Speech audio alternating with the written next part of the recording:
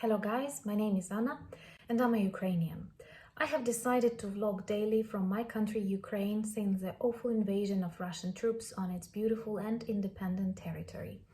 In my videos, I try to tell you some real life stories from our everyday life. Also, I am always glad to answer your questions and to clarify some aspects of our culture and history. And I'm very grateful for your attention and for your subscriptions, and I always feel very inspired and motivated when you ask something. But today I want to make my vlog more subjective and want to share with you some of the ideas I was thinking about. And actually I wrote a separate article in the newspaper I work with under the title Ukrainian Dream. We all know what is an American dream, or at least we think we know, but many films, many books, they describe it as the idea of getting real success, like when you have this access to become rich, to become popular, and like anyone in different corners of the world will imagine something when he or she hears the phrase American dream. And then I started thinking, what is a Ukrainian dream? And I did not have this very direct definition, because if I would hear a phrase Ukrainian dream in my Ukrainian language, that would bring me a different association. In Ukrainian language, Українська мрія, this is the name of our very popular plane that was destroyed by Russian troops in Hostomel. The largest transportation plane, and 250 or something. Its NATO name is Kozak, but its Ukrainian name was the Dream. And very often when you read about it on newspapers or watch it in news, you would hear Ukrainian Dream. So Ukrainian Dream stood in my consciousness not for the lifestyle, but for the plane. And when we learned that it was totally destroyed by directed, targeted Russian bombing, many people felt very devastated, even though we are confident we will be able to rebuild it later. But it is totally wrong to destroy planes of such class, because they were useful not only for Ukraine but for the world globally. For example, for the last 2 years, Mriya was on a mission to deliver various medicines during the COVID pandemics. And this is a very beautiful and the biggest, the largest, the heaviest plane that was in the Guinness Record book, and it looks very nice. It was on various films and even in video games. So this is just like a concept of global culture. And it was destroyed by Russians, and it stood very close to Bucha, to Irpin, in the city of Hostomel. And many people who lived in those cities that became so known due to this awful Russian massacre on the territory of Ukraine actually saw this plane flying up, going up in the sky daily. And I have seen on the news that many families who managed to evacuate, they described that actually, yes, we were living in those beautiful small cities next to Kyiv, and when we were having breakfast, our children from their beautiful flats and balconies could see the Ukrainian Dream, this huge plane going up into the skies. And I had this like metaphor built in my head, and then I realized that this normal life in those cities, better to say towns, I guess, because they are small, in those towns around Kyiv, Bucha, Irpin, Borodyanka, Hostomel, they just 2 months ago, they would recreate in our heads this ideal picture of normal life. In Ukraine, many people are fans of British detective series, and not that much because of the detective plot, but because of these beautiful small towns and villages and people on the bicycles and green grass and old houses and roofs and smoke and dogs, and that is something similar that was just growing and developing in Bucha, in Irpin. That's why it is so painful, because this is just a normal, average, but good life. And when I have many friends who bought houses in Irpin and apartments at more affordable prices than in Kyiv, that is the capital, but you could live in Irpin, for example, and work in Kyiv. And many of the districts in those cities were better developed, and as in big cities, because they were designed and planned for like families, animals.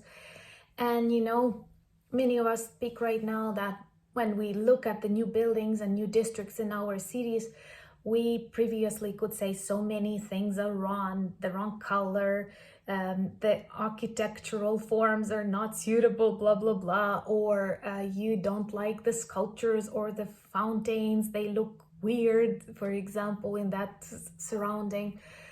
But now, after you see all of that destroyed, you start to realize that, oh my God, all of that was so beautiful.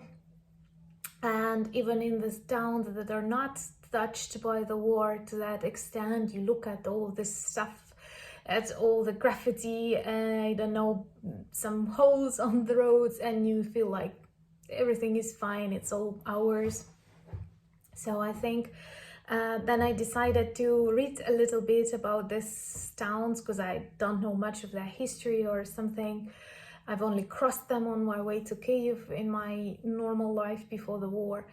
And when I read, for example, the story of Bucha, which is now the first association that you have is Bucha massacre, this is a very interesting town that for a very long period of time was something like a resort. And since the start of this previous century, 19th century, it created lots of tourists, because it is surrounded by forests where you can gather wild strawberries. They always highlight wild strawberries. You can gather mushrooms. Hunting was popular back in that times. Lots of rivers and lakes, and it was popular among writers. And the description is so interesting from this old documents. Where could you get milk products from? Where was the closest bakery? And you realize that this is just an ideal place for normal life, and surrounded by nature and picturesque landscapes. And then stupid Russian people come and destroy it all. And also we've got now lots of pictures of killed animals. I know that after you see people shot with their hands behind the backs, nothing can like be worse. But at the same time, we saw lots of pictures of the cows shot, or dogs, or there was a totally surreal picture of chicken heads on those things that you, when you like want to dry your linen and you use clips. And what should be in the head of a soldier, it's not a soldier, it's a zombie monster. So I thought it's all very symbolic, like people were building this Ukrainian dream, normal life, normal schools, bakeries, I don't know, coffee and orange juice, bicycles, lots of dogs and cats. And they could see this Ukrainian dream plane flying next from the airport, and lots of children say they loved looking at it flying about their towns, because it's all located very close. And you realize it was just like a normal Ukrainian dream becoming stronger. And Ruski Mir, Russian world, is something that wants to destroy everything around it. So they perhaps like our normal living is their main problem, nothing else. It's not about NATO. And then I see that there are lots of things when people are stronger than you expect, and many of them are returning to these destroyed towns, and they promise themselves they will rebuild and make it even better. And I'm sure we will. Definitely we will need support, but something inside of us says we cannot live it another way, and this will make us only stronger, more modern. and more Ukrainian instead of what Putin wanted. And very often it's very typical in Ukraine to start with a question. I've told you that perhaps, what are you going to do after we win? And when I hear these Ukrainian dreams, they are very big. They are different. They are bigger than the ones we had before the war. So I feel happy and proud for my people. And perhaps I would like to finish with the fact that, working in those towns, cleaning them, demining them, taking away the corpses of Ukrainians executed by Russian troops, there were lots of animals, and people take care of these animals. And even in my town, we have lots of animals who were evacuated, who lost their families. And I see how important and how kind our people are to pets, and I think it's also very important. And today on news I have read about one domestic raccoon that was found on some of these territories, and now it is a part of one of Ukrainian military battalions. So we even have raccoon fighting for Ukraine, and I think this proves that we will win. Also, lots of dogs are on service, help to demine the territories, also many cats.